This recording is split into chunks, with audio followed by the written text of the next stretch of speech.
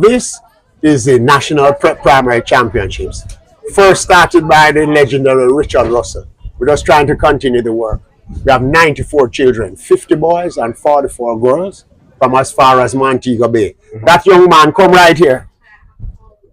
We have a young player here. Tell them your name and where you're from. Aiden Robinson from St. Mary Tower Isle. And this young man has played 4 matches today. He's in the 3 matches, and he's in the semi-finals. We're going to send him back to Tower Isle. Now he's going to be back here tomorrow. Thank you, sir. So this is the beauty of the thing. We have players from Montego Bay, Tower Isle, as far as Santa Cruz. So this is truly a national championships. And the pleasing thing is that we have 50 boys, but we also have 46 girls. We have singles, doubles, and mixed doubles in the 8 and under, 10 and under, 12 and under division.